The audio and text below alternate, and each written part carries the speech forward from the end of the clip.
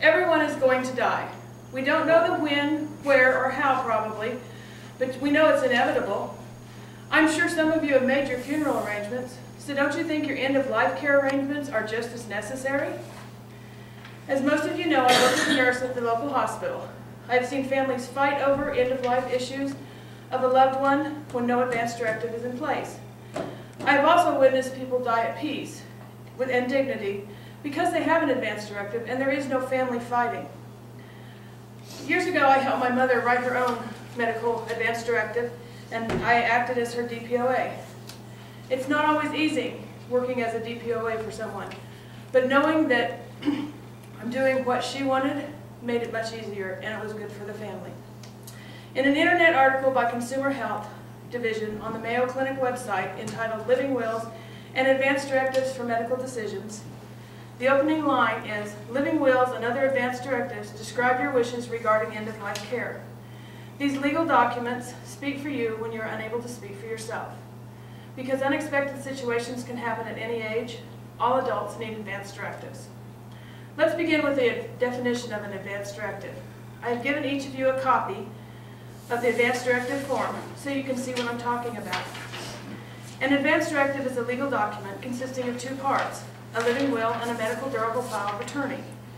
These are used to manage a person's health care if they become unable to do so. A living will spells out medical treatments and life-sustaining measures you wish to have. It can be as generic as a DNR or as specific as listing what kind of music you want playing when you're dying. A living will or healthcare directive is a document where you may list every treatment you want and any you do not want. Be specific and don't leave anything important to you out or open for other interpretation. The copy I gave you is just a guideline to get you started, and you can mold it to fit your own wishes. According to Laura Pyle, social services clinician at the Hiawatha Hospital, your living will can be handwritten or typed with your specific instructions on it.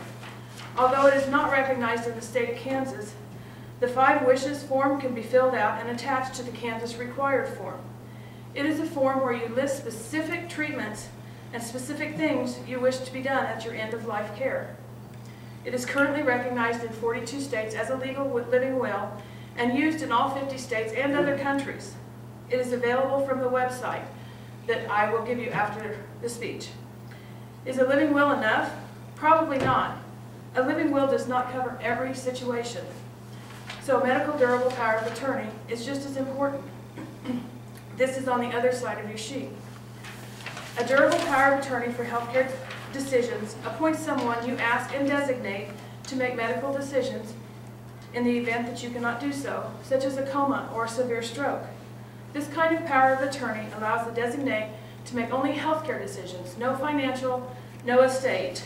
It is important that this person that you designate knows your wishes about your end-of-life care and agrees to carry them out, even if they don't agree with them. It's always best to have someone designated to this position that shares your views about end-of-life care. Let's take a little time now to discuss the management of an advance directive. There are 4 steps to managing your advance directive. First, discuss in detail all aspects with your physician. Get their ideas and input for treatment and make sure they understand what your wishes are. Some insurance companies actually pay for a visit to your doctor for this specific purpose. Second, make sure all papers are signed in front of a notary public and a witness. This makes the documents legal, and there can be no question about authenticity or your mental state when you're doing it. Next, make copies of your advance directive papers. Give it to your DPOA, your doctor, your hospital, clergy, family, friends. Just make sure everyone has a copy of it so your wishes are known.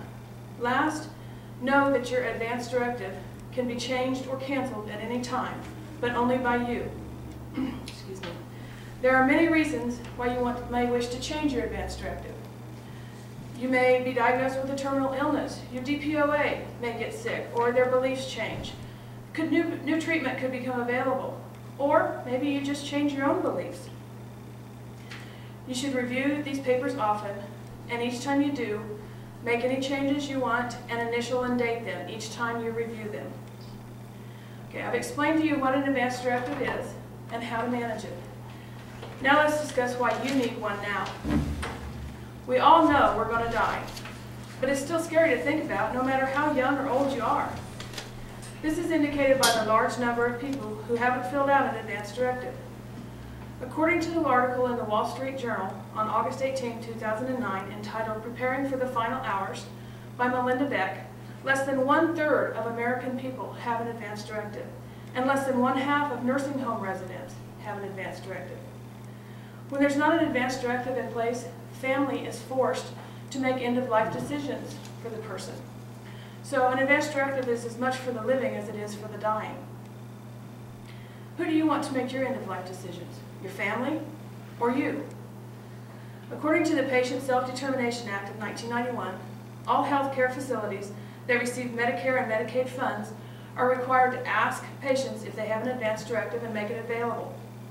This is usually done during the admission process when you're not feeling very well and you really can't have a serious discussion about something like that. While it's frightening and difficult to think about your own mortality, it is imperative to do so. The sooner the better. The pamphlet, Caring Conversations, Making Your Healthcare Wishes Known, tells us that people find it difficult to think about death and end-of-life issues when they are healthy. But waiting until you're facing a serious illness, you are less likely to be rational about your decisions.